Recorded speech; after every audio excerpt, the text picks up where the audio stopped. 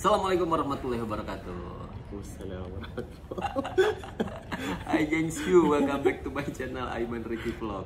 Dan alhamdulillah gengs, hari ini gue lagi ada di Mekah. Alhamdulillah. Dan bersama Ustadz Bro yang digemari oleh ibu-ibu. Wah, mama. Ya karena memang juga gelarnya LCMA. Apa Lagi tuh? cemas menghadapi emak-emak.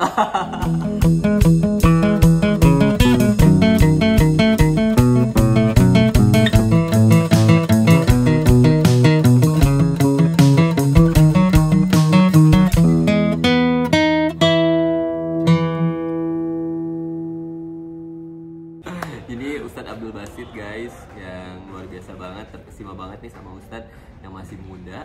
Umur berapa sih Ustadz sekarang? Tebak dulu. Karena bis S2, S1, S2 berarti sekitaran 22. 25. Oh 25, Masya Allah. Jadi sekilas tentang Ustadz Abdul Basit ini tuh emang lahir di Mekah, keluarga juga di Mekah, sampai akhirnya dia tuh S1, lulus S1 di Mekah, kemudian pindahlah ke Indonesia karena pengen belajar bahasa Indonesia ya. Iya. Karena arahan dari Ustadz Abdul Somad. Nah, coba boleh diceritain deh Ustadz, gimana sih perbedaannya tinggal di Mekah sama tinggal di Indonesia? Oh, perbedaannya sangat luar biasa, jujur. Kalau dua-duanya ada kelebihan, ada kekurangan. Kalau di Mekah ya tentang ibadah, tentang ini kita itu nggak terlalu banyak pikiran tentang dunia, Bang. Nggak juga lalai dengan sholat. Karena kawan kita itu ayo sholat. Jadi kita itu malu, Bang. Kan iman kita itu tergantung kawan kita. Betul, Bang? iya. Benar, kalau dia ngajak diskotik, kita pergi. Apalagi kalau free kan. Apalagi kalau ini ya namanya nafsul ammara bisu. Itulah tergantung kawan kita. Jadi itulah kelebihan di Mekah, tentang ibadah, tentang bisnis juga. Bisa selalu bimbing jamaah, latihan, bisa mandiri, lalu kemudian karena ada keluarga. Kalau di Indonesia itu bisa belajar bahasa Indonesia, bisa tahu oh ternyata sih ini orang Indonesia sebenarnya, cuman kok baru tahu ini gitu. Dan alhamdulillah banyak cerita yang nggak bisa diungkapkan, bohong saya kalau bisa diceritakan semua. Indah Indonesia ini, saya kasih satu kata untuk Indonesia. Indonesia ini surga dunia. Masya Allah. Nah, Ustadz, nih Jangan Ustadz lah, bro, ini sangat merendah banget nih, luar biasa. Jadi dari umur 11 tahun guys, sebagai informasi juga, Bro Abdul Basit ini tuh udah hatam dan juga udah hafal 30 juz, Masya Allah. Sistem pembelajarannya seperti apa sih kalau di Mekah? Sumpah Bang, waktu itu zaman itu kita itu dipukul mulu, Bang. Oke.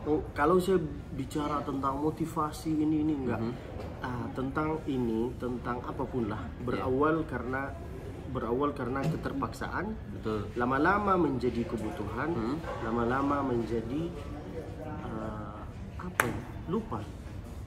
Berawal keterpaksaan, lama-lama menjadi kebutuhan, lama-lama ya jadi nggak tahu. Kebiasaan. Yes. Gitu, Bang. Berawal dipaksa terus sama orang tua, karena guru saya itu paman saya. Ya.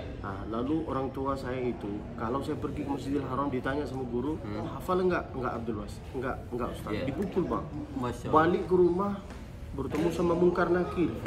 Orang tua saya, hafal enggak Abdul Basit? Enggak. Dipukul sama orang tua. Masya Allah. Ditanya sama ibu, hafal enggak hafal. Dicubit gini, yang warna-warni itu, Bang.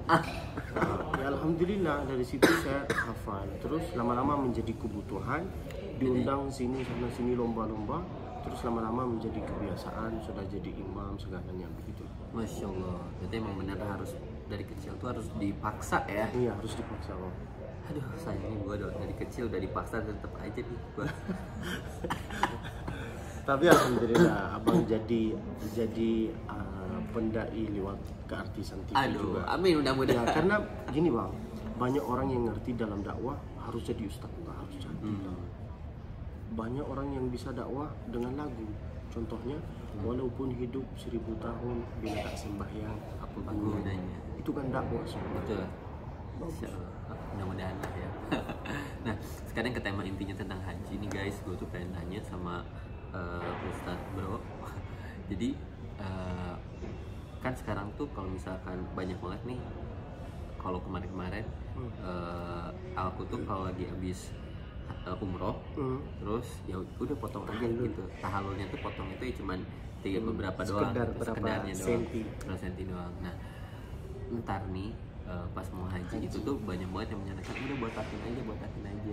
Nah, aku tuh pengen tanya sebenarnya apakah sih perbedaannya kalau misalkan dibotakin sama enggak, dan apakah itu kewajiban atau enggak?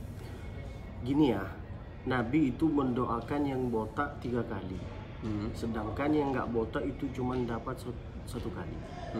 Tinggal abang pilih. Nabi mendoakan yang botak 3 kali. Allahumma arhamil muhalliqin, Allahumma arhamil muhalliqin, Allahumma arhamil muhalliqin. Dapat 3. Sedangkan yang kayak kita ini, kan kita belum haji bang.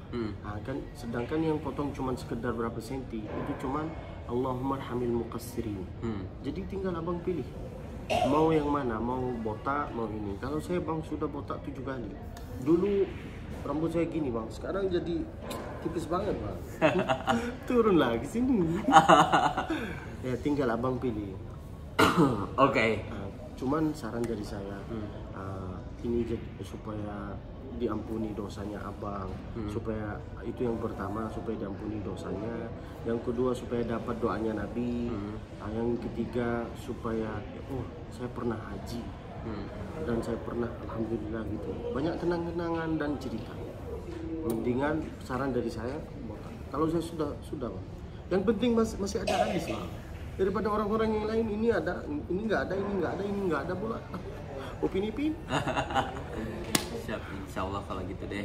Insya Allah nanti aku bakalan botak guys. Mudah-mudahan terus botaknya tuh bener-bener pelontos atau memang sisain 1 senti gitu? Jangan sisain. Jadi bener-bener harus pelontos semuanya.